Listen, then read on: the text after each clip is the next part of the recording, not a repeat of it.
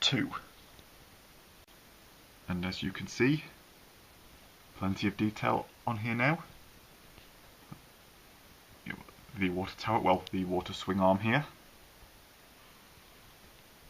And what this, it's like sometimes you see on railways, well, at the stations, basically the top of like an old wagon or van now converted into like a shop, just like a little gift shop or something like that. Yeah, so you see that on most railways. Well, either like the top of a wagon placed on the platform, or let's say a siding at the side at the station, and a wagon or carriage in there being converted into like a little gift shop or little cafe.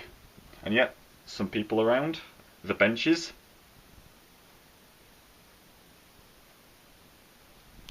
So you probably, yes, we've already noticed him in there. And again, just plenty of accessories around.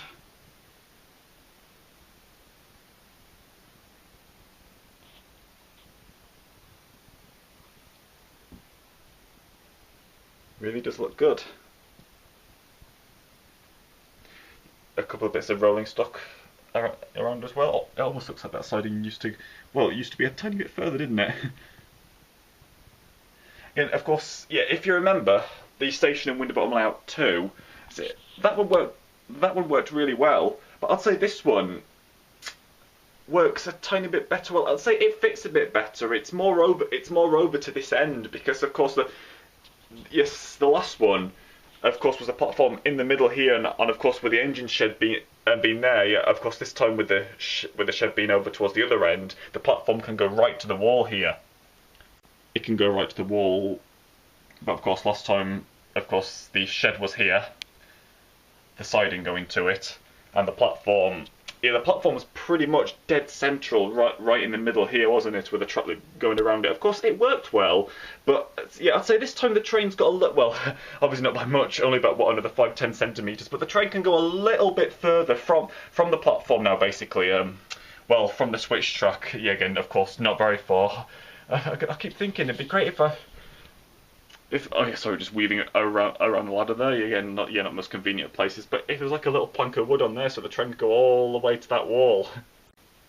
But with it being a bit more over to this, well, if you stood it from this side, this left-hand side, there's a little bit more room here. So yeah, it really, well, of course, it depends how long the train is as well, but basically it can go a little bit further away to the right from the station this time.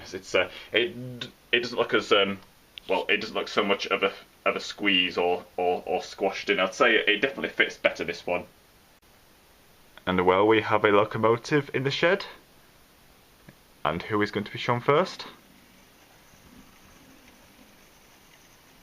Yep, the Andrew Barclay 040 Katie. She's perfect for this. I've been testing her recently, and she's been running pretty well. She's only cut out once or twice over the points, but again, of course, as we've said before, and as of course most of you already know, these little 040s, they're more susceptible. Well, they're more likely to cut out over points, the dead zones. If you've just got to accept, well, respect that really. You've just got to be patient with them, especially at low speeds. But most of the time, she does cope fine. Well, she definitely runs, yeah, with these standard controllers, she definitely runs smoother forward than backwards. It's kind of that thing, when she's running backwards, she's either moving at, let's say, that speed, or stopped. It's like if you just move the controller down a touch, she just stops, whereas forward, she seems much better. Again, a bit like how the Janus 060 Roger H. Bennett was on last year's one. The weather's rather miserable today. It's slightly drying up. It was so dark this morning. Getting up, it was just after 9. It was like getting up in the middle of the night almost.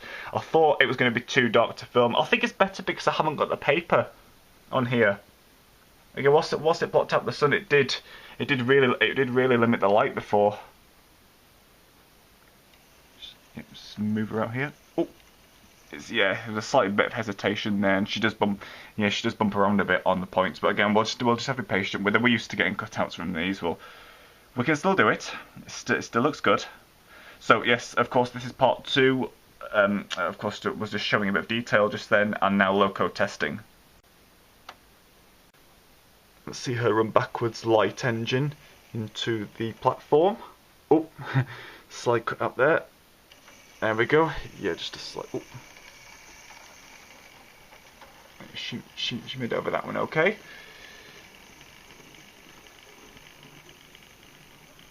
There. Again, while it's not brilliant, it's just overall light enough for me to film now. Yeah, you can see it well. Again, it's probably because there's no paper on there blocking out light. And of course, to run her just into the head shunt for when she runs around her trains.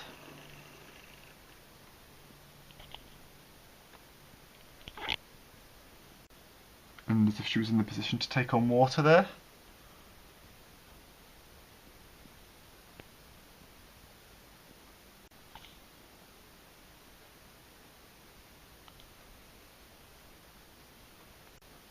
Those points. Yeah, these points here are always, of course, going to be set for when she runs round. And oh, don't forget these ones. I've nearly forgotten those on a few occasions.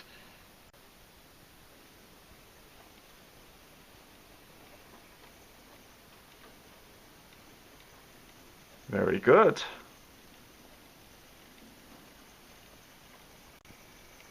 And she'd probably stop just here, just by the wall. And then of course would reset these points again, and she'll reverse back to couple onto her rolling stock. Yeah, that wasn't yeah, that's not her cutting out. As I said, she's not quite as smooth, or well, can't seem to run as slow backwards as she can forwards with these controls. Again, it's like either moving, let's say, at that speed just then, or stopped. But so, yeah, you'll just have to bear with me with that. But still looks fantastic. It'll still work really well. Of course, part 3 will be where we show her hauling some trains. Well, hauling them in here, running around them, and then hauling them back out. Again, I would say that's my little favourite feature on this one. Well, the red dot, you can barely see it. The red dot I just coloured in on there. It can't be a permanent marker because, yeah, I was just going to say it's kind of faded off. You can barely see it as well now. Just on the light bit there, I just coloured it in with a thin felt tip pen. It's obviously hasn't. Yeah, it didn't go on very well from the start. To be honest, it's kind of faded off. But never mind. That still looks very good and more realistic. And of course, you can spot other bits of detail around.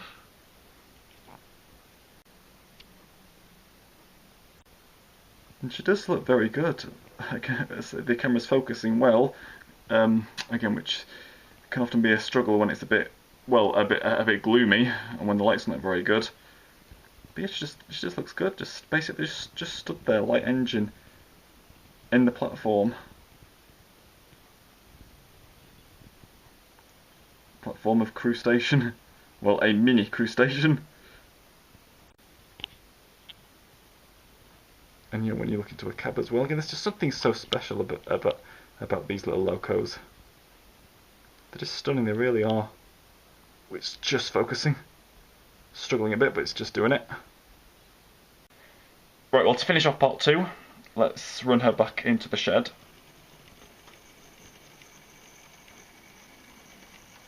A point set, yeah. So yeah, it would have been a bit late then if it hadn't have been.